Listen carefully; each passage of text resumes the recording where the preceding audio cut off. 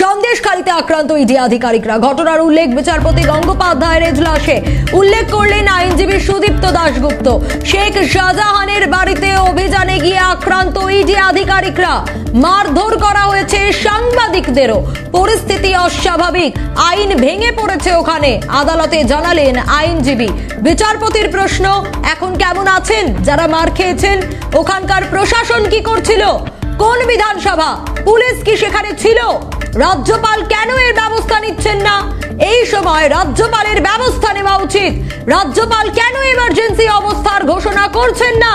পর্যবেক্ষণ বিচারপতি অভিজিৎ গঙ্গোপাধ্যায়ের।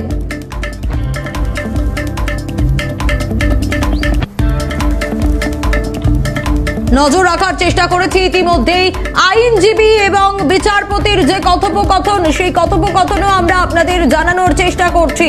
সন্দেশখালীতে আক্রান্ত ইডি আধিকারিকরা। ঘটনার উল্লেখ করে বিচারপতি গঙ্গোপাধ্যায়ের এজলাসে উল্লেখ করলেন আইনজীবী সুদীপ্ত দাশগুপ্ত। আমরা আরো বিস্তারিত জানবো এই বিষয়ে। অভিরূপা আমাদের প্রতিনিধি রয়েছেন আমাদের সঙ্গে টেলিফোনে। অভিরূপা, যে বিষয়টা জানতে চাইবো, এই যে শেখ শাহজাহানের বাড়িতে গিয়ে যে অভিযানে গিয়ে যে গোটা ঘটনাটা জানানো হয় বিচারপতিকে, এবং তিনি বলছেন রাজ্যপাল কেন ব্যবস্থা নিচ্ছেন না, এমার্জেন্সি ক্রিয়েট করছেন না। দেখো, বিচারপতি যখন এজলাসে বসেন, মামলা শুনছিলেন, সেই সময় আইনজীবী এবং চাকুরিহারাদের আইনজীবী সুদীপ্ত দাশগুপ্ত তিনি ঘটনাটি উল্লেখ করেন। বলেন যে ইডি আজ নিয়োগ দুর্নীতি মামলায় শেখ শাহজাহানের বাড়িতে যখন তল্লাশি চালাতে গিয়েছিল বা জিজ্ঞাসাবাদ করতে গিয়েছিল, সেই সময় প্রথমে ইডিকে বিট করা হয়, অর্থাৎ মারা হয়।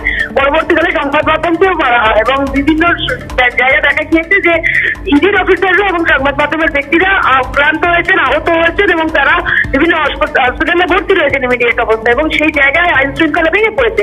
এই পরিস্থিতি শোনার পরই বিচারপতি উদ্বিগ্ন হয়ে বলেন যে আমার কাছে এই খবরটা ছিল না এবং আমি এই খবরটা পেয়ে অত্যন্ত উদ্বিগ্ন, এবং রাজ্যপাল কেন পরিস্থিতি সামাল দিচ্ছেন না, কেন রাজ্যপাল এমার্জেন্সি সিচুয়েশন ঘোষণা করছেন না, ইডি কেন রাজ্যপালের কাছে অভিযোগ করছেন না, কারণ তিনি সাংবিধানিক প্রধান।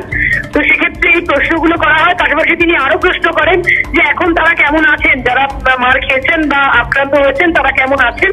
পাশাপাশি তিনি আরো খোঁজ নেন যেটা কোন বিধানসভা এলাকার প্রশাসন কি করছে, পুলিশের চোখের সামনে এটা হয়েছে কিনা, এই ধরনের নানান প্রশ্ন তিনি আইনজীবীকে করেন। যদিও তার যথাযোগ্য উত্তর আইনজীবী দিয়েছেন, কিন্তু সেক্ষেত্রে উদ্বিগ্ন বিচারপতি তিনি বারবার প্রশ্ন করছেন যে রাজ্যপাল কেন বিষয়টিকে হ্যান্ডেল করছেন না, কেন রাজ্যপাল সাংবিধানিক প্রধান হয়ে তার কর্ম যা কাজ সেটা পালন করছেন না, বা তার কানে কেন তোলা হচ্ছে না, বা তার কাছে অভিযোগ কেন করা হচ্ছে না, নিয়ে প্রশ্ন তোলেন বিচারপতি অভিজিৎ গঙ্গোপাধ্যায়। ঠিক এই জায়গা থেকেই অভিরূপা, যে বিষয়টা উঠে আসছে এবং আজকের যে ঘটনা তার সত্যিই লজ্জার, এবং বিচারপতি গঙ্গোপাধ্যায়ের যে পর্যবেক্ষণ আমি আরো একটু জানতে চাইবো তোমার কাছ থেকে। যদি একটু পাস্টে যাই তাহলে বলতে চলে যে অভিজিৎ গঙ্গোপাধ্যায়ের হাত ধরেই এই সিবিআই তদন্ত, ইডি তদন্ত নির্দেশ, এই নিয়োগ দুর্নীতি, পুরসভা নিয়োগ দুর্নীতি, এই সংক্রান্ত নির্দেশগুলো প্রথম বিচারপতি অভিজিৎ গঙ্গোপাধ্যায়ের হাত থেকেই এসেছিল। এবং